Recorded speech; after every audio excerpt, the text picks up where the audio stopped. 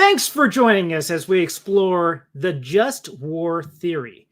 My name is John Newton, science fiction author, and I'm joined tonight by David S. How y'all doing? You're not going to hear anybody. There's not a live audience there, although there are people in the chat, so it's going to make a difference there. But tell us a little bit about yourself. What do you do, and why did you sign up for the discussion on Just War theory? Yeah. Well, my name is David, and I run the YouTube and Instagram and TikTok channels Be the Iron.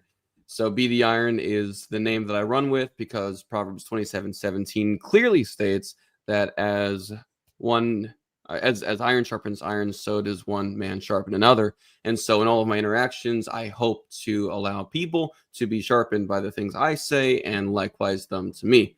And so I think that we should all be the iron that sharpens another. Specifically for this discussion, I think it's really important to understand the nature of political philosophy and the way that our beliefs about politics, more specifically, the movement and powers of a governing institution or a nation, how that interplays with the Christian theology is tantamount to actually developing a world with Christian ethics and morals. So we have to know, can a Christian participate in war? If we know how the Amish feel about that. And so it's a pretty, and the Anabaptist tradition, they have a pretty strong no, right? And so they have a very strong no on that. And then, are we allowed to? What's the theory? What's the history? And where do we go from there? I love the philosophy behind it. And I include a lot of that philosophy in my new book and some other books on the way. So tell me about the new book that you have out. Yeah. So this is the author copy. It's got the little band, but it is available on Amazon. This is The Sleepy Seminarian, Eclectic Essays #1. So a seminarian is just a student of seminary, and sleepy because of my sleep disorder. I've got a type of narcolepsy called hypersomnia. And so instead of narcolepsy, where you're going through the day and you're fine, you randomly drop to the ground to sleep and you're like, and you're snoring for a bit. In my case, I just have, instead of fine and sudden drop, I'm just constantly tired. So that's hypersomnia, literally hyper, very somnia, sleepy. So I'm just very sleepy all the time, but without the sudden drops that narcoleptics have. And so I'm a sleepy seminarian. And this first out of my 3 books, the second one's on the way, is all about the random selection of essays I made in seminary, and just showing that even with a sleep disorder, God made a way for me to make it through seminary and to write pretty good essays that summarize a lot of the concepts that are important to current seminary students. Complementarianism, how we got the canon, pneumatology, the study of the Holy Spirit, all that stuff. Next book will be mostly on atheism and Islam. So I'm really excited about that. Wow. Yeah. So I think this will be a good discussion. We're looking forward to it. There's several things that we're going to have here. We're also going to be looking at any of the comments that people have in the chat, as well as we took a poll earlier this week, and we're going to take a quick look at that also. But part of the reason why we're doing this is to ask the question, why the Just War theory? Mm-hmm.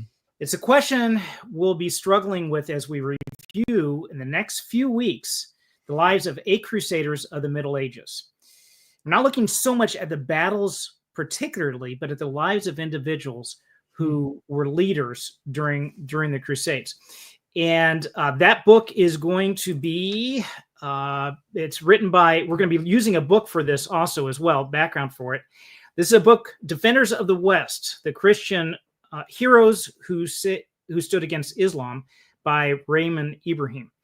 And in this book, he covers the lives of all these 8 individuals and the backgrounds for each of them, what they faced, the reasons they went for war. And so going through this, it raises the question, is there such thing as a just war? Mm-hmm. Can Christians participate? And at what level can we participate, or should we participate? So these are some of the questions that we're going to be asking now going through this. So war, we're looking at it. Is it a just war? And then is there a theory behind that? Because I think it's more than just looking at the question about it. Is it right or wrong? But what makes a war right or wrong? Are all wars right or all wars wrong? Is there give and take? There are reasons for some wars being just and some wars being unjust. And so those are some of the things we're looking into with this. And we took a poll. And on the poll earlier this week was, can war ever be just for Christians? I would say, I probably not asked this question correctly, because looking at it after I put it up there, it was like, can it just be for Christians, or can it be for other people as well? No, can it be just or moral for Christians? And so it's a pretty even split. These are the, you can see on the screen here where the different, the divide was. Yes, if it meets just war criteria. That was about 50% of the respondents. No, Wow. Christians should always be pacifists. I was a little surprised. I had 0 response for that. And then it depends on the situation was the other 50%. I'm not sure. Tell me more. So looking at those two things, then, if it meets just war criteria or it depends on the situation, those are really kind of the same thing. I right? thought so. Yeah, it seemed like it. So they are, but how are they different? If you were to look at that, David, what would you say are different between those two responses? Yeah. So even though they seem similar, and perhaps in the minds of those who chose it depends on the situation, perhaps in their personal view it was, if it meets just war criteria is referring to a very specific set of criteria throughout the Christian tradition about a just war, while it depends on the situation sounds a bit more personal or subjectivist, as in like, from my own personal understanding of the war, this is when it's acceptable. So it depends on the situation is very broad, while just war criteria is significantly more specific. Yeah, I would think that maybe some of those responses, I can't read the mind of the people that made the responses that they did. But the people who said it depends on the situation, they may not be familiar with the just war. Sometimes I hear it as theory, sometimes I hear it as doctrine. So the thoughts that have gone into it. So first thing we're going to take a look at is, well, what is that? Where did that come from? You're talking about just war. Is there something that does it actually meet a certain criteria? The answer is yes. So now we're going to be looking at it from 3 different perspectives. Just ad bellum, justice before going to war, during war, and then after war, because the criteria fall into this. And this is a bit of a way to think about it that it is more than just this is something that's developed over time. We're going to look a bit about the history. It's not something that somebody woke up, some monk in the Middle Ages or some philosopher during the Enlightenment era woke up and said, I will make these rules, and then we go with these. And not only that, but they're more they're not so much strict rules. They're more like, oh gosh, there's a philosopher, I forget who is. The code is more what you call guidelines than actual rules. That's it. Yeah. So we can use these as guidelines and look at either wars in the past or wars that we're working at now. But we got to be careful of treating them like guidelines, because that means they only apply when we want them to. Yeah. So what are your thoughts about that, Dave? Well, number one, one of my favorite philosophers of all time is the philosopher Barbosa, and so I think that's a very powerful statement on his end.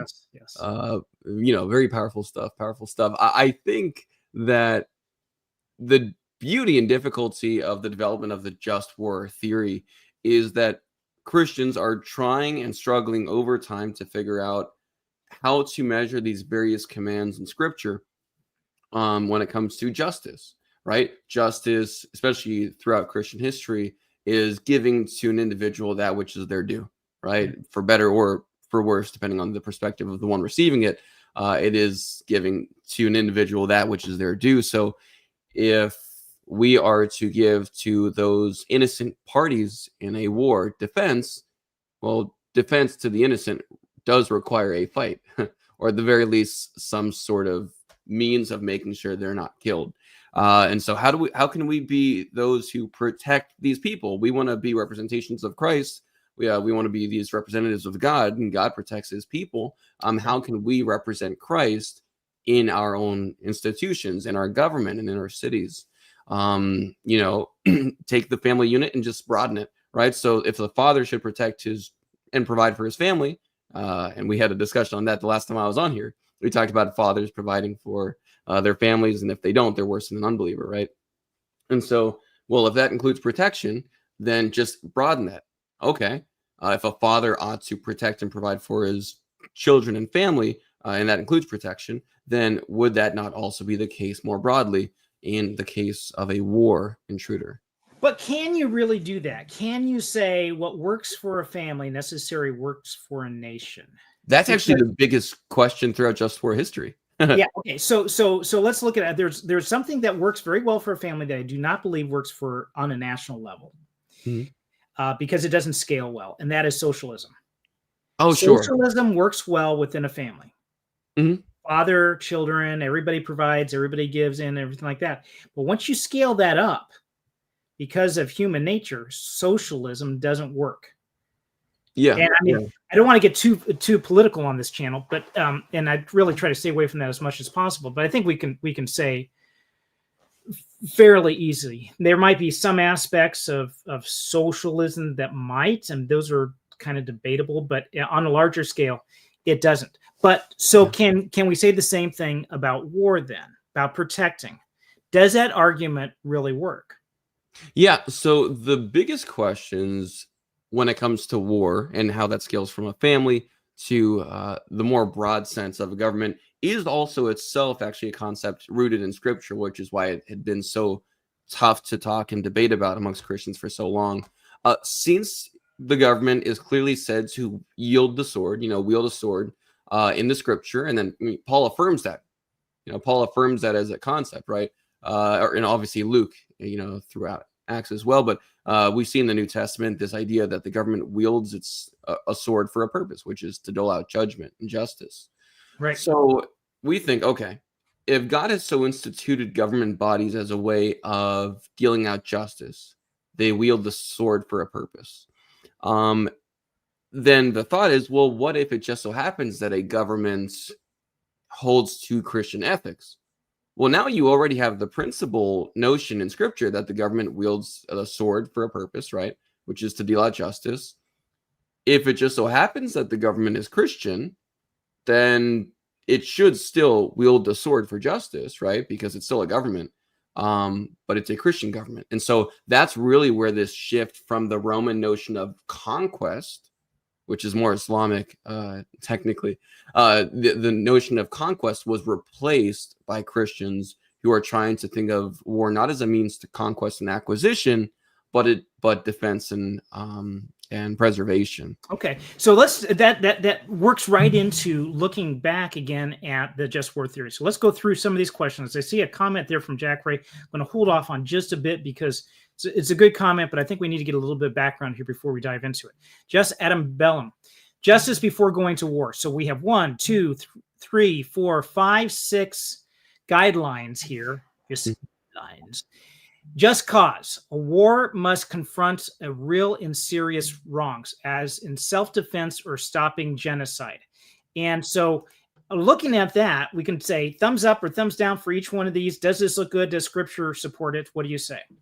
Yeah, I would say if there's a serious injustice being done, then it seems to imply that it should be ceased. And we do see that happening. God even allows other nations to be used as a form of judgment on Israel when Israel starts to have horrible practices like child sacrifice, the worship of foreign gods, and significantly worse. So, yeah, surely I would say that just war would be useful in the case of these vile evils. And obviously, I think God would want to cease the genocide of his people as well. So, okay. Yeah. Okay. Well, I'm going to throw something back at you. And that is, if you have, and we're talking about Christian government, non-Christian government, we really need to define what that is, but I think it's going to be beyond the scope of what we're talking about because we've been here 14 hours just talking about it. So let's say you have a government that considers something evil or morally wrong or reprehensible, such that we not only need to have laws against this, but we need to have punish any of our own citizens that do this. And if we see another nation doing this, that justifies us going to war over that. That is LGBTQIA whatever rights. So if you have a local government that passes a law to say children should not get puberty blockers because it does them harm, the next federal government that takes control in the U.S. can look down at that and say, you are wrong. We're having sanctions against you. You shouldn't do that. And by the way, this little tiny nation in the Caribbean has that against it too. We need to go to war against them to free their people because of that wrong that's being done. So here's an example where stopping a genocide, and they can define that as a genocide, can go horribly wrong. What are your thoughts? Yeah. So I think the term genocide is thrown around somewhat loosely in a lot of the modern political literature. And also online more broadly. If you go on X, the word genocide is thrown around so quickly that I don't really know if people know what it means, right? Literally genocide, as in the side, the murder of a genus, some specific ethnic group, more often, potentially a religious group, if you consider that to be part of the same category. And so when people are talking about genocide, and we have good evidence that these puberty blockers cause harm, well, the cessation of harm is actually a benefit or a good. So if a more liberalistic or Democrat government were to say, no, I think instead we will define genocide as the cessation of people transitioning. Well, if you just have any way to actually define that category of individual as a genus, and then define it as murder, you could. But here's the issue. It's not murder. It's the cessation of that genus existing in the first place, right? Like you're preventing these people who are children from becoming trans as children, right? So it's not a side. It's not a murder because there's no ending of that category, be it by the physical act of murder or even by like the removal of something, because you're just preventing children from receiving harm. Okay. So I would say people could try to redefine terms, but there is no actual murder happening in that case. And as a result, they don't have justification for it, because it's like a Christian lens that must be applied for just war theory to be the most consistent that it can be. Okay, so I think you hit something, a nail on the head there. I'm going to put up a comment. Jack Ray said a defensive war may skip straight past ad bellum and straight to just war. If we look at then the list that we have here, the first one being just cause, and that being one of those being self-defense, we could he's saying that we could skip through this and go directly to the next section where we're looking at what the restrictions would be on war. So part of just war theory is not just justification for the war, but how a war would be handled. And then more modern additions to the theory of saying, well, now that the war is done, what do you do? Yeah. So the second thing we want to look at is that's just cause. You got to make sure it's just. And then legitimate authority.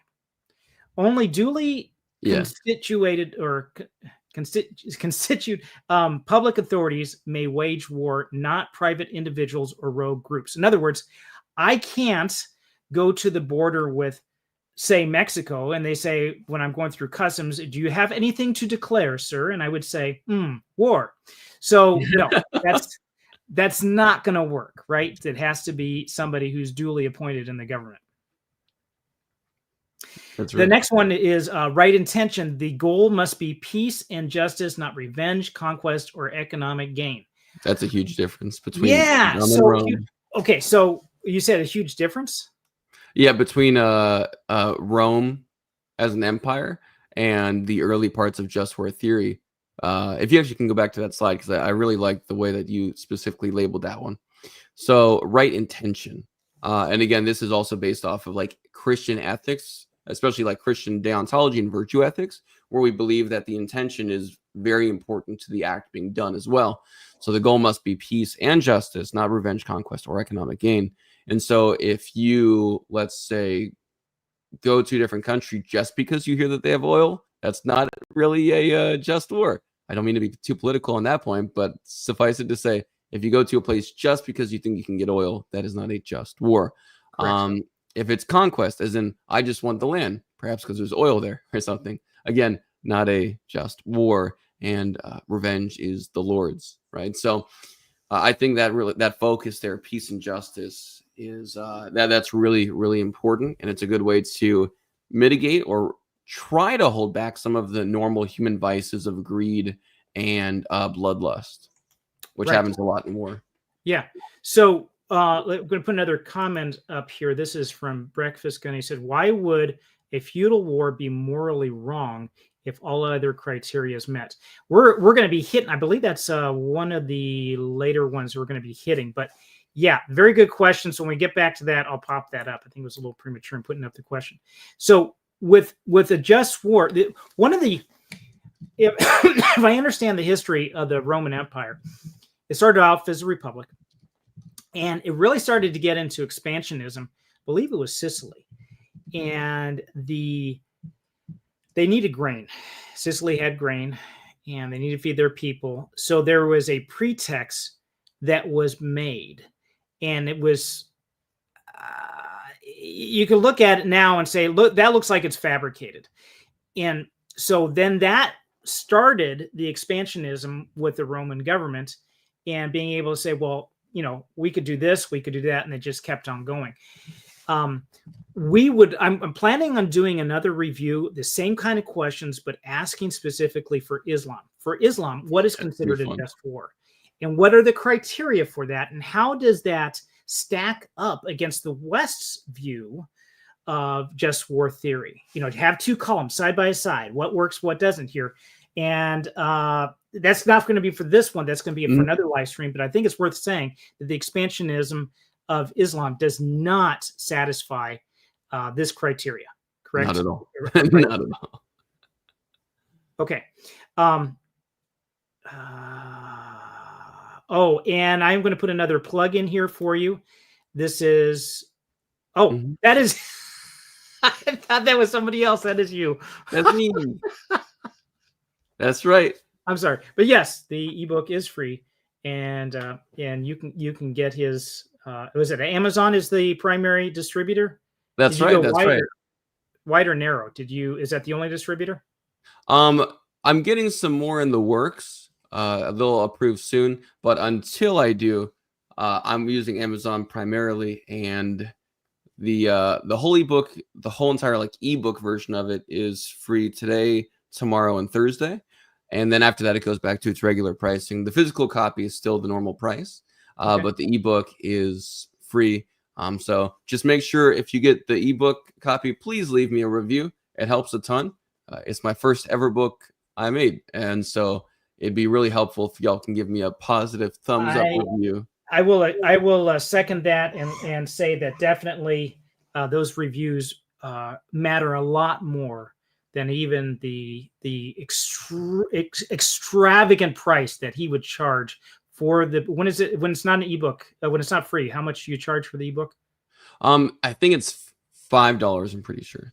Yeah. So this is definitely worth. It is definitely worth the putting up the review for that. So that's that'd be great. And it is Kindle. You do have it on the Kindle as a Kindle version for that as well, right? That's right. Although if you go on Amazon and you get the ebook, they even say they have the web browser version of Kindle. So even if you don't have a specific Kindle app, you just click that and it'll allow you to read it as if you did have a Kindle. Okay. So looking back at this list, then probability of success is another one. And this is where I think Breakfast Gun brought this up. There must be a reasonable chance for success. Feudal wars are morally wrong. Why is that? Why is that even true that these kind of wars, a feudal war? Well, does that mean during feudalism all wars? No. Okay, so why? That was bad. I'm sorry. That was good. No, that was good. Why is that? Why do you think that's bad? Well, okay. So in the case of a feudal war, right? And this actually has been a significant discussion, by the way. This is very modern day politically relevant when it comes to discussions between Gaza and Israel or Ukraine and Russia, believe it or not.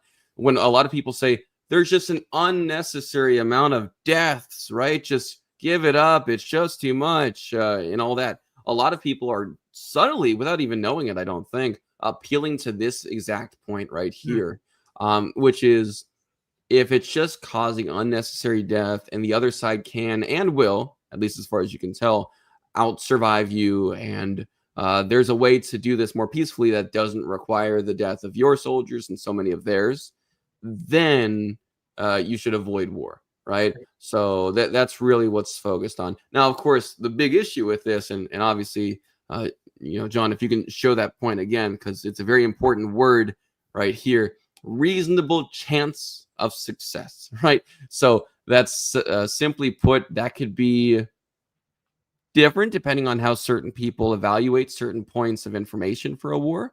Some people will actually expand this to say it's a reasonable chance of success insofar as it slows down a conquering or conquesting force. And so the very act of slowing down another force that's illegitimate and is unjust for the whole world is a reasonable chance of success insofar as the success is slowing it down. But other people would say, well, no, the reasonable chance of success is winning at the expense of, the loss of your people, right? So you really got to think like, okay, what do I mean by success here? Are we talking about globally, like the encroachment of some sort of large superpower, super country or something? Or are we just talking about a specific country to country? Don't think about the rest of the world, just these two together. So, it can get a little complicated depending on how much you think when you think of success. Right. That does make a difference. You probably should be at the negotiation tables as much as possible during the war, to always look for a diplomatic way to back out, because we're talking about terrible loss of life. Yeah. Yes. And one other thing as Christians we should probably consider is, I hate to say this, but it is tragic when Christians die, but it's ultimately not that bad. I mean, in terms of you're going to be with Christ, you're going to be leaving a family behind, everything like that. And all that is terrible, right? Losing the potential of whatever future that you would have, that's terrible. But someone who's not a Christian and they die, that's it. That's all she wrote. And so you really, last resort, it has to be the last resort to go with that. And then we can look at the justifications in Scripture, one way or the other. Should we be pacifists or not be hawks? So I'm going to put up another point this is from Thomas Hall. He says, it was the Romans cheering Caesar's conquest that made Tom Holland, the historian, realize that the ancient pagan world is alien to us. Whether you claim to be Christian or not, it altered the West. And you're looking at your books. You have... I have it. I think it's actually in the big bookshelf. I think it is. Okay. Yeah, so what is that's over in... I love Dominion so much. It's a beautiful, beautiful book. But yeah, Tom Holland does talk about this in Dominion, and even as an agnostic, right, he's able to at least recognize that we just think Christian, right? Like I just said actually a little bit ago, a lot of leaders, when they say there's an unnecessary loss of life on this side or that side, right? Just give it up, get to the table. You might think you're being brave for your people, but really you're just causing them to die. So when people talk like this, they don't know that they're pulling from this Christian ethic of just war. And so, the fish doesn't question where the water came from because it's the ocean where it's always swam, right? So right. it doesn't really think about where all this water came from. It's like, well, I've just always lived in water, so who cares, right? It's just here.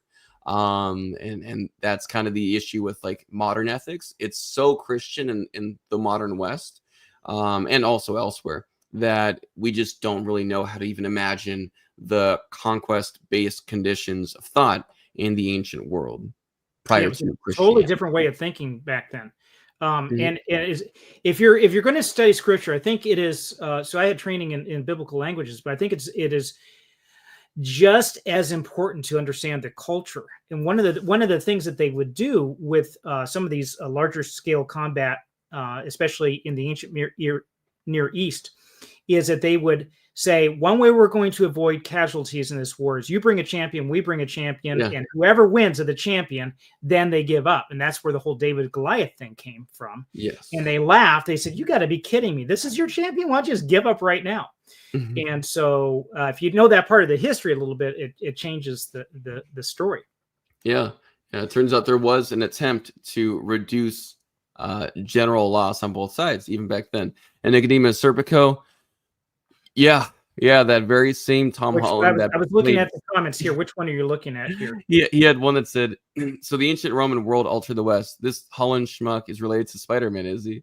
It is the same name. It's not the same guy. Tom Holland. It's not the actor for the new Spider-Man. It's a British historian who just so happens to be Oh, there we British and named Tom Holland. Okay. So it's just a weird coincidence that he's a British guy named Tom Holland, not the same as the British actor Tom Holland who plays Spider-Man modern day. not quite the same. Yes. And then a couple of follow-ups here. Every time I see Tom Holland, I think of his brother Jeremy. Oh, I don't know whose brother. I don't know who that is either. Interesting. Yeah. So the Renaissance, this is from Nicodemus too. He said the Renaissance is more modern than what Spider-Man is acknowledging. I think that he means the historian Thomas. Yeah. Well, no, I mean, the whole idea is that, yes, the Renaissance is more modern, but the Renaissance itself is significantly after the ancient pagan world, right? So the whole point is this the ancient pagan world, and then Christianity's on the scene. Christianity it's a depth charge. That's the way that he talks about it in Dominion. And a depth charge, after it explodes underwater, it takes a while for the ripples to hit to the surface. But then eventually it does, and it causes all these ripples, right? So the idea is that, over time, after Christianity exploded onto the scene, to fulfill the metaphor, then over time it caused more and more waves and ripples until it becomes everything that we see at the surface.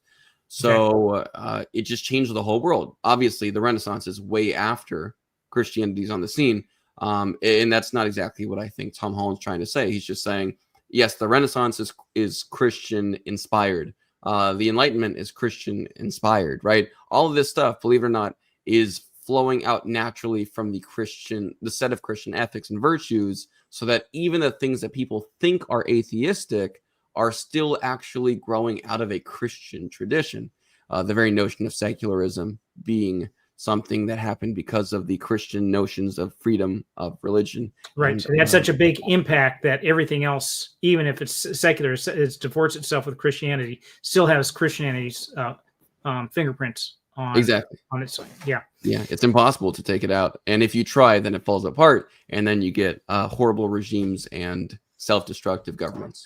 We can look at maybe communism as being an example of that. Mm-hmm. Yep. Yeah. Yes, you can. So, last resort, all peaceful options, diplomacy, sanctions, and arbitration must have been exhausted. It is a last resort thing. Mm-hmm. And proportionality. The anticipated benefits must outweigh the expected harms of going to war. Yes. Is that you're gonna take on this big endeavor. How much is this going to cost you? We should always be aware, attuned to the red flag of by any means necessary. Yes. If somebody makes that claim, that means that all other morality is off the table, that this one objective must be done for that. And if they say, no, I don't mean that, well, then don't say that, because that's exactly what that means. And if you're forming policy and it's based on that, then it could be ugly real quick. So we looked at the justification for a just war, the rules, the guidelines for a just war before going into a war. So now we can look at the categorization of guidelines again as during the war. And there are a few, not as many, but discrimination, non-combat immunity. Now, discrimination is not necessarily, we make it such a bad word now. It's not. We discriminate all the time. We go to buy something and we're looking at a line of shampoos. We're trying to determine which one we're going to get. We discriminate. We're making a choice on which one. So in this case, civilians may not be deliberately targeted. This is one of the rules of a just war. Only military targets are legitimate. Collateral damage must be minimized. Can you think of a modern example of this? Yeah, well, I will actually say that modern day Israel has done a pretty good job of trying to target mostly Hamas headquarters. And it even does rumble rockets, like little rumble bombs that shake the top of a roof to let people know that it's about to be blown up, and then they have enough time to leave before actually blowing up the building. So modern day Israel has some examples of this quite a bit against a lot of its Islamic enemies, which is really, really intriguing. I would say that America tries its best to take and secure as many civilians as it can, and it obviously does. But I can't think of a more modern example than the most common cases we've seen with Israel versus Gaza. Yeah, and so and I was just about to mention this, and I see a comment from Thomas. He says, Yes. it's really ugly when the other side isn't playing by the same rules. How many times have we seen super villain in a movie saying, I don't care about civilian casualties or whatever? He grabs the guy's girlfriend. He's going to kill the girlfriend because he doesn't have, your morality is your weakness. And we hear stories about Hamas putting their anti-aircraft rockets or whatever on top of hospitals or schools.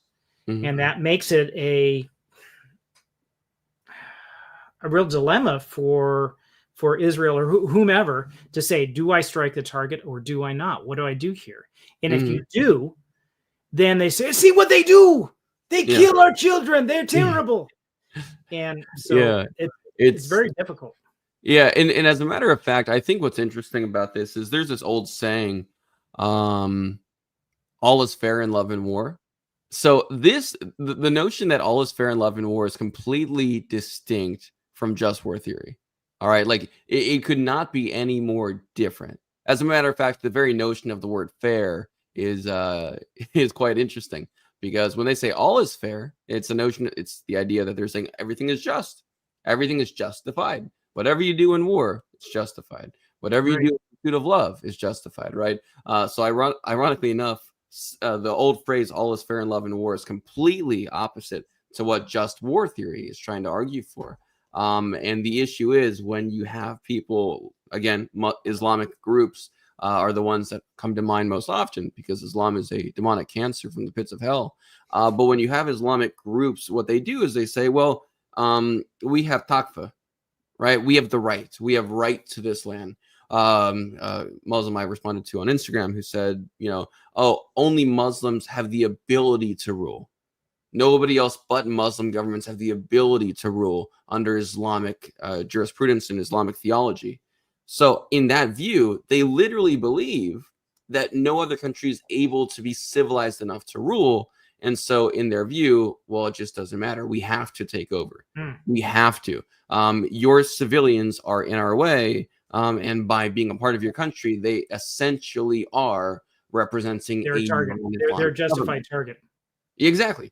Yeah. Because also then there's the Islamic view of salvation and how you technically could have a couple of good boy points up to Jahannam if you get some civilian casualties in the name of Islam. So Islam just has this way of saying no one's safe, because we have either the desire for conquest on earth or the desire for automatic acceptance into Jahannam, right? So be it on earth or in heaven, we will kill to get what we want, right? So this is something that was done not just with Islam, but it's done a lot with wars in the past. Is you vilify so much the enemy that it becomes justified. You're not actually killing real people because they're not the same. These are not the people like you, and so you get to do that. I actually hear some of the rumblings of that talk in the political sphere, verging on, I sure hope we don't have this, but verging on any kind of civil war. So here's a couple of other comments. Jack Ray said, Ukraine goes out of its way not to hit Russian civilians. Nice. And Christian churches and hospitals are collateral damage. And I guess this is, that's talking about with Israel. Is that talking about Israel? I'm not sure. I would assume so. I would think that's the point that's being referenced. Christian churches and hospitals are collateral damage. So whenever that happens, I would obviously say that it's wrong, right? That's wrong. But at the same time, what happens when Muslim groups put encampments next to these places. Mm-hmm. Like, what are you supposed to do, right? Because either you justify the terrorist actions, but then, of course, I also don't want like Christian churches to be affected. And so I think Israel in those cases could do a better job of warning the Christian churches specifically. And so, but then again, they do try their best, but I think they could do a much better job when it comes to the Christian Would you church. say it is akin to a bank robber holding a civilian hostage, maybe a gun to the head and, get us a helicopter out of here or Yes. whatever? Yeah, well, because it is. And if you actually give them the helicopter and that's it, then you end up kind of like justifying that tactic as a functional tactic. And then other people are more likely to replicate that kind of tactic and behavior because they see that it works. But you also want to protect the civilian. So then you almost have to like give them what they want until one opportune moment where they're away from the civilian. But in Islam, it'd be almost like if they chained the civilian to their arm and kept them there forever, right? Islam just wants death. It's kind of foundational to the belief system. So it's tough to say. It really is tough. So we were. I'm looking to. I don't think we're going to get to it tonight. To tell you the truth, maybe we'll have to split this up into a couple different live streams. But want to take this Just War Doctrine that has been developed over centuries and see, does it apply? How did it apply in the Bible, and then can it apply still to today with different political situations than what maybe have been existing in ancient, medieval, or Renaissance times when the Just War Doctrine was being developed? And so I see a lot of comments there, but I think I might be holding off onto that right now because I don't want to get too much into current political situations. Let's look at another one here. Proportionality. So again, this is just war during the war, just war concept. Proportionality. The means used, such as weapons and tactics, must be proportionate to the military objective. No excessive force. And that bleeds into nuclear, biological, or indiscriminate weapons are generally viewed as immoral. You might look at like the use of napalm in the Vietnam War and so forth. So you often hear the type of, at the beginning of a war, especially in a democratic or republic nation, there's a lot of anger that's built up against whoever did the perpetrator. Let's look at back at 9/11. There was a rise of anger against those that done. It was really a unifying force in America to say this needs to be punished. This needs to be gone after. Never again. Don't let this happen again. And so you heard a lot of language during that time saying, nuke them or bomb them back to the Stone Age. And that's where this proportionality comes through. Say, okay, limited means. We'll go in, hit because there is something bad happen. Keep it to the military forces, not to civilian. And no biological warfare, not nuclear, because you got a problem with fallout. There's some question about use of landmines. Should they be used? And other things that are hurting people that would be outside there. What are your thoughts on that? Yeah.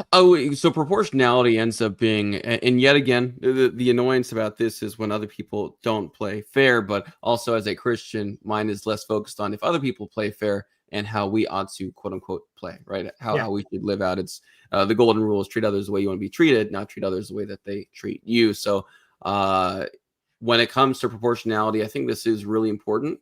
The danger of landmines is that while they can be effective, if you don't actually end up using all of them up in the war, then 10, 20, or 30 years down the line, a bunch of random civilians in the jungle are going to step on it and have their legs blown off, right? So you then also have to think about proportionality longitudinally, like 10, 20, or 30 years down the road to see how many more people can be affected by this tactic, by this method.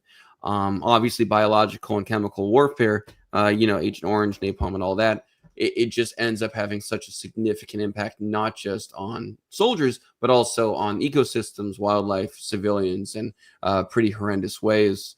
And some even say, okay, let's say we're even dealing with like soldiers, right? If we're dealing with soldiers, then what's the best thing to do?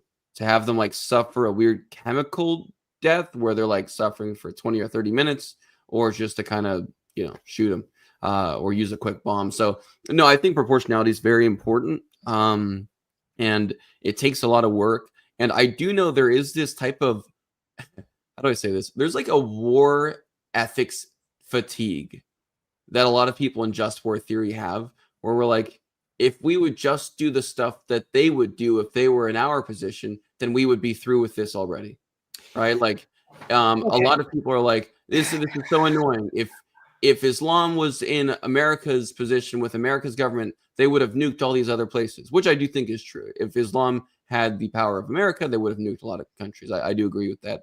That's why there's one concern with Iran of getting nuclear weapons, right?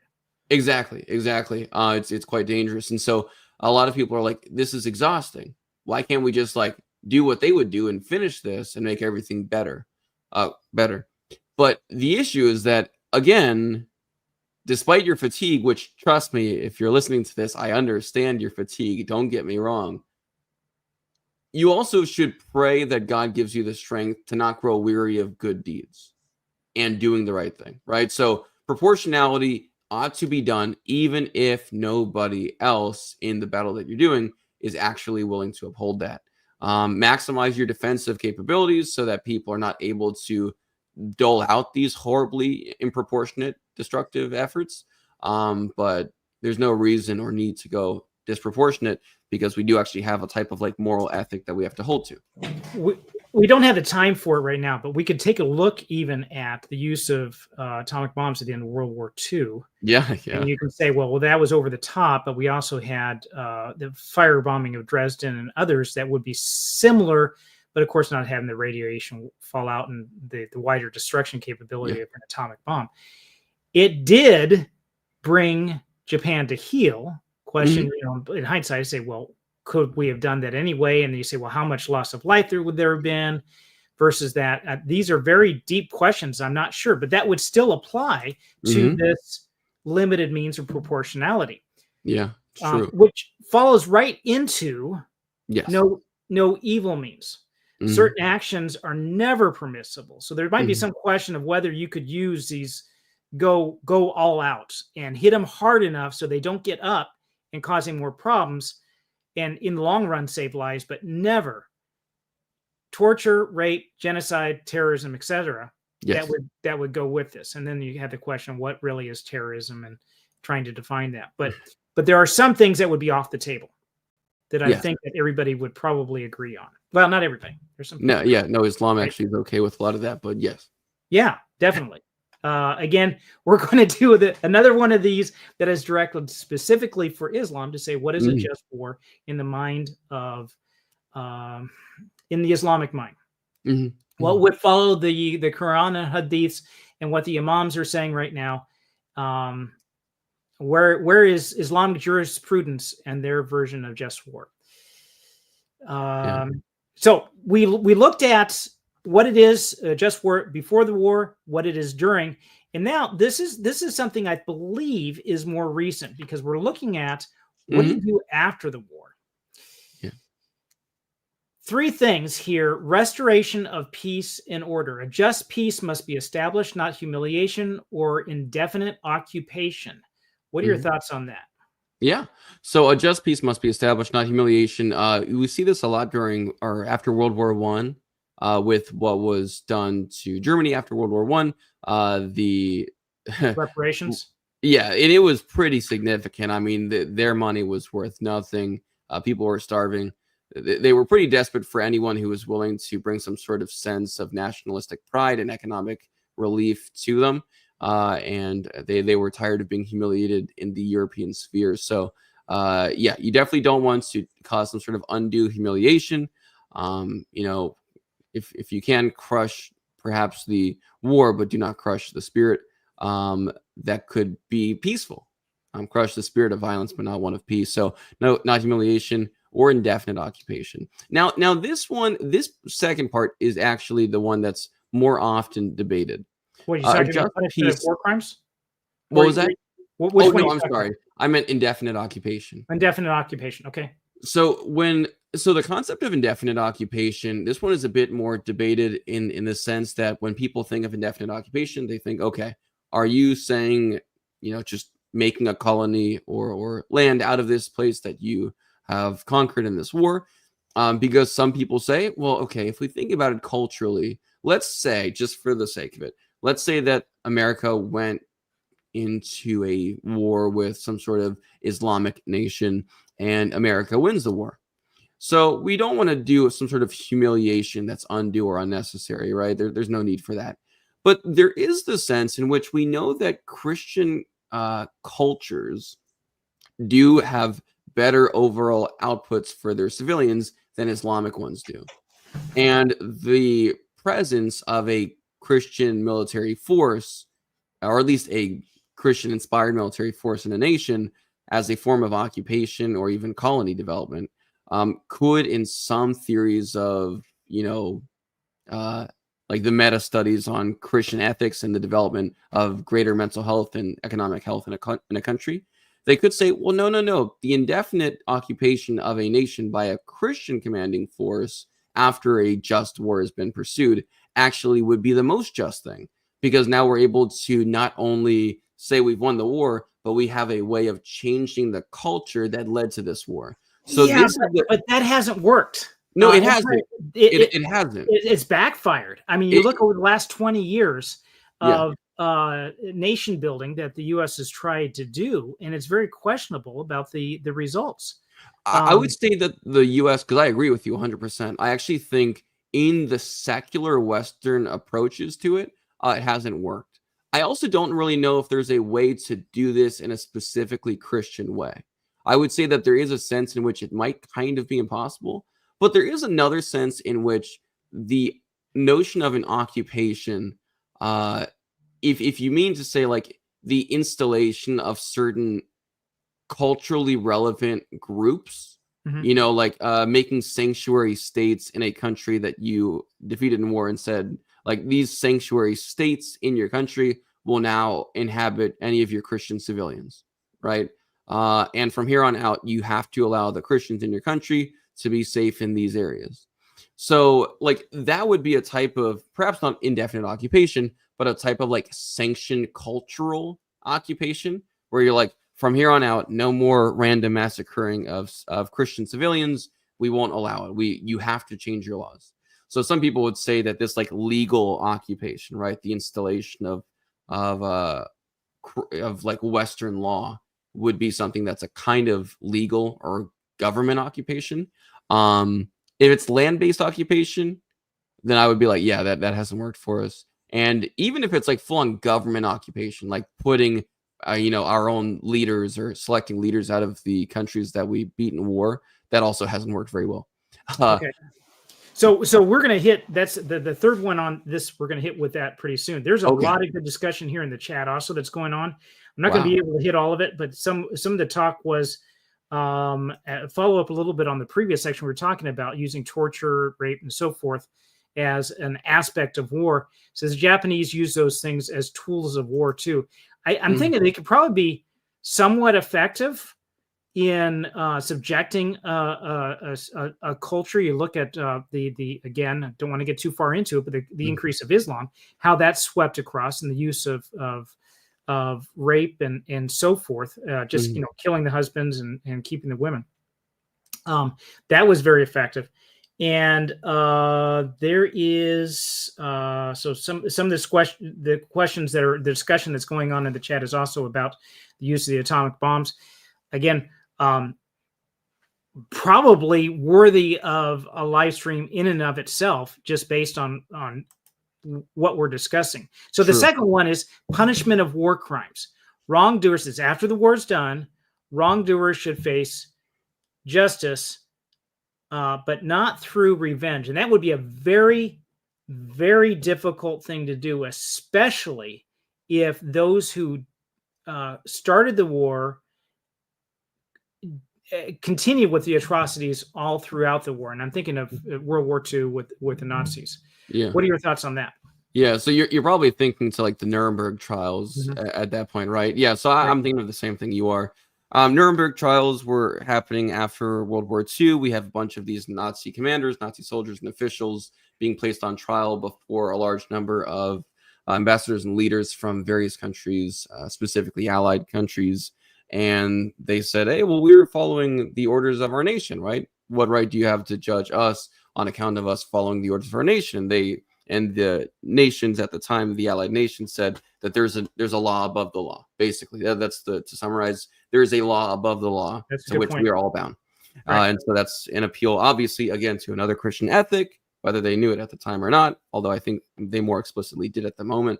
And so there's this notion of a natural moral law that we all appeal to, and some things you should have known in the moment, right? That was incorrect. You bear witness and your conscience testifies against you, as Paul would say. So, yeah, I would say that it's difficult because in a certain sense, right, a lot of people are like, you cause so much suffering. You cause so much suffering. I don't even think we can even conceive of some of this. There is a one point here that was made, the Greece Great Famine of 1941 to 1944, and Nicodemus said, thanks for my own uncle, who I never got to know, starved to death and his family watched, not good times.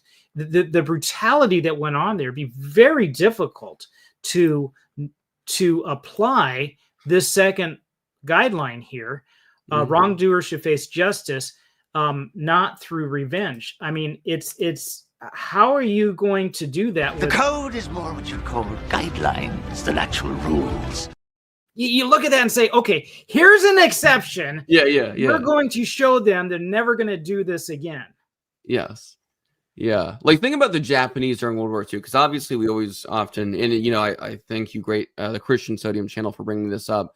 But yeah, like, we always talk about the Germans, right? Because it was pretty disgusting, all the things that were happening with Himmler and a lot of the experimentation on Jewish people and torture. But Japan actually was so vicious in its treatment of the Chinese during World War II that various associates and ambassadors of the Nazi Party in Germany had to fly down and tell the Japanese to cool it with some of their torture methods of the Chinese. If Nazis are telling you to chill, then there's something really wrong with what you're doing, okay? If Nazis have to tell you to chill. The Japanese were having, and you can read the blank of Nanking. I'm not sure if saying the R word's going to get this like flagged or something. Yeah, we'll stay away from the R word. What do you say, grapes? Oh, grapes. The grapes of Nanking. The grapes of Nanking. We'll say that. That's the name of the book, if you have the stomach for it. But basically, it was such horrible treatment by the Japanese, using swords to cut out pregnant women's wombs and rip out their children, hanging people on their tongues in public squares. The Japanese would have decapitation contests on Chinese prisoners to see who could cut more in the day. Burning people alive, forcing children, sons to have sex with their mothers, forcing daughters or fathers to have sex with their own daughters, or they would kill them both. Then they would do it and then still kill them after doing that. It was horrible stuff. Putting people in pressure chambers, just like really messed up junk. Okay. So, and for some reason, the US government bought a lot of the information from the Japanese experiments on the Chinese after World War II, instead of giving them the same treatment that they did to the Germans in the Nuremberg trial. That, aside from that very strange and very true fact in American history, it was so bad, like exactly as the Christian Sodium channel said, right at that comment at 8:54 p.m. Japan were just savages. Japan was just savages, and so as a result, what do you do? Like, you literally can't do anything. That is where the punishment of war crimes coming, and then you want to, like, after the American Civil War, you want to have time for some kind of reconciliation, rebuilding. Yeah. It has to be done. There has to be a point of healing afterwards. So you don't want to come down. You have to come down hard enough to come to hit those that did the atrocities. But that brings it to this last point here: rehabilitation and construction. Efforts must be made to rebuild society and help victims. So part of that does it. Yes, there is justice that was done, but at some point, it's not like the French Revolution. Heads must stop rolling. and you've got to start building, right? Yeah, that's true. That's true. And I think that's where people start to get into the notion of like, all right, how could we rebuild it so it doesn't happen again? So how do we get rid of this, like, maybe the Islamic influences that lead to this kind of culture or this kind of like government structure? Or how can we rehabilitate an entire culture so that this won't happen again? So that's actually the difficulty, because then like rehabilitation isn't just helping build buildings again, but also hopefully helping so that this doesn't happen again. Oh, that's hard. But how do you do that when the foundation of Islam is death, conquer, kill, right? Like, what do you do? What do you do? What do you do when you have conquered another culture, and their culture, another nation, but their culture is so antithetical to yours, and it's based on other principles, and you try the rehabilitation, you try to maybe nation building there, it just totally collapses because their way of thinking is not conducive to the type of structure that you built. Mm-hmm. So Christian Sodium Channel had a couple of not the one I was looking for. I was looking for a previous comment there. Okay, so this is one I put up earlier. Justice versus revenge is an interesting conversation. How close does that come? And then he had a follow-up point here. He said, what other reason is there not to want revenge other than the Bible? So if you're not a Christian, so my ancestors would have been Scandinavian, and there was a whole thing about Thor, and there was human sacrifice that was involved there. Not very, I think it was like once a year, but a lot of that there was honor killing, and it was honor based, not shame based, where you had if somebody dishonored you, you had the right to seek revenge and so forth. So huge question. There might be people that would feel dissatisfied, or that there was no justice if there was no revenge, depending on the culture that you're speaking of. That's right? true. So that's true. That's a hard one. Yeah, as a matter of fact, that's going to be the issue with a lot of this. When we talk about this, we're talking about just war theory predominantly through a Christian ethics lens, because that's from whence came just war theory. Other cultures, the notion of like evil, what concept would be too evil? In Islam, grape, taking people as slaves, and all that, they would say, oh well, that's really not evil, that, or like torture, any of that stuff. They say that's not essentially evil. So for the during the war process or even afterwards. So yeah. If you have a different culture, they're just going to have different definitions for these words. And so that's why just war theory really works best with the foundation from whence it comes, which is Christianity. Because other cultures just have very different definitions for love, peace, and victory. Victory can mean a very different thing. Yeah. For some people, burning down every single remnant of their enemies, leaving nothing behind and no memory. That is victory.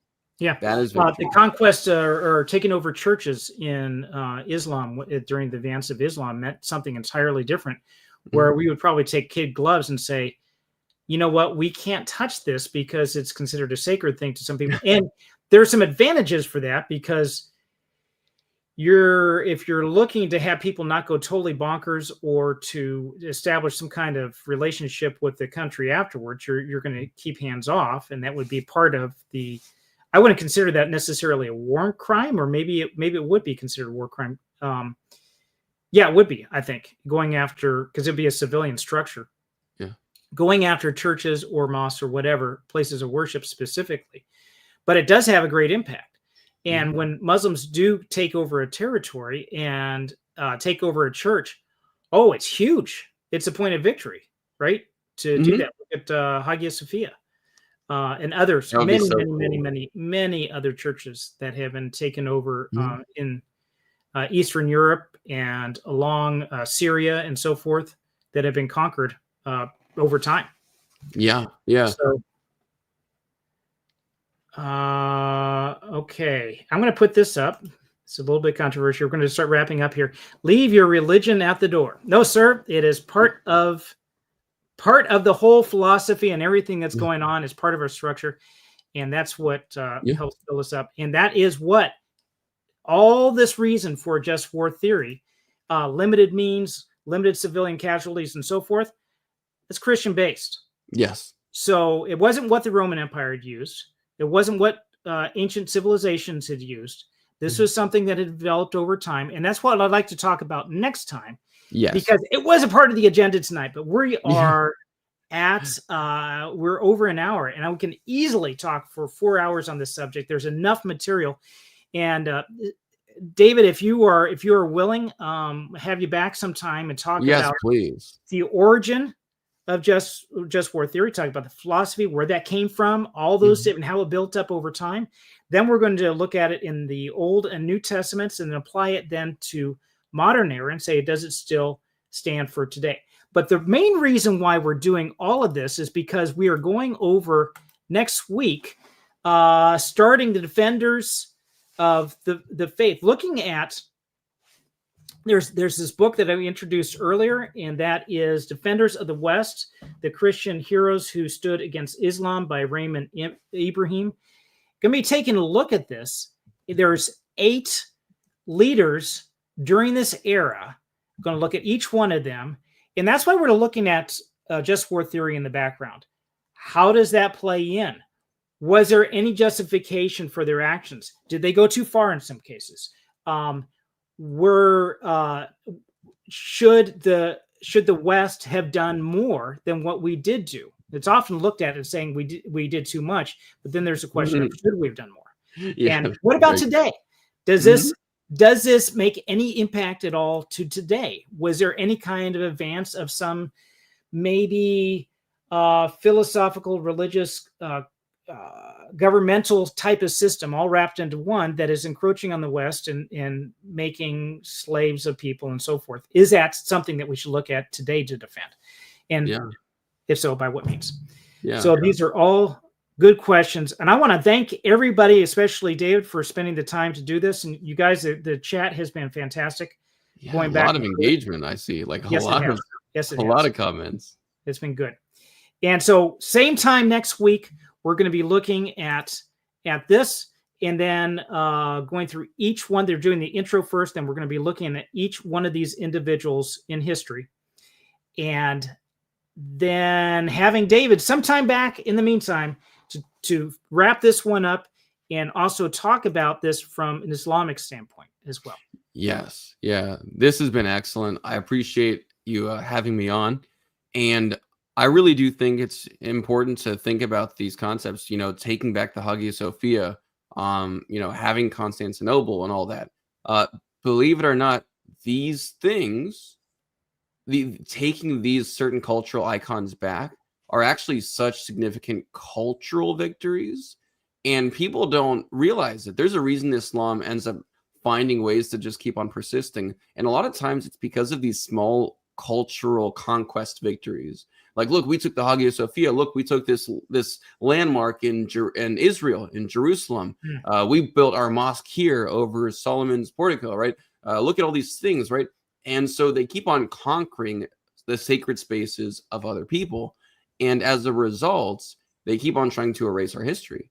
So there is a sense in which you could even imagine, like, all right, if the time ever comes and there's ever a kind of war with us and them in the area where the Hagia Sophia is or elsewhere, then maybe there's actually a lot of really good reasons.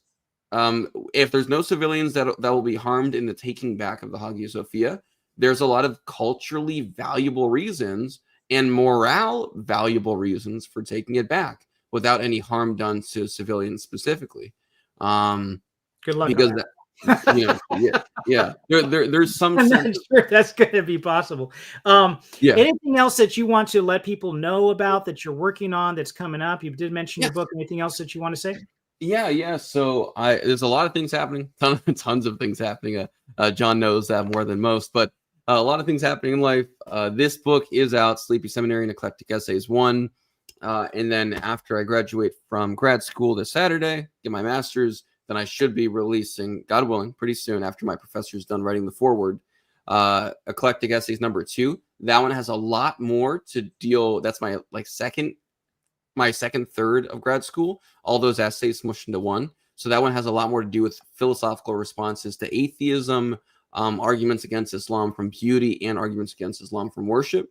And then the third book, when that comes out, will be a very eclectic mix of arguments for the deity of Christ from in between the Old and New Testament, way more arguments for beauty, for God, and some arguments from miracles for the Trinity, which is very strange, but trust me, all of these arguments will help you to think more deeply, theologically and philosophically about God, the Trinity, and the Bible.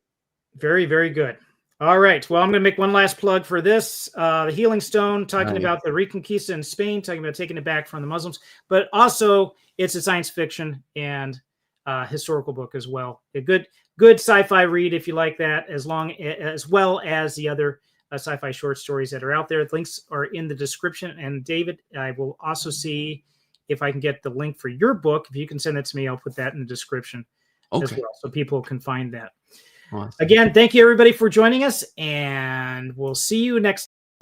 Oh, and in case I don't see you, good afternoon, good evening, and good night.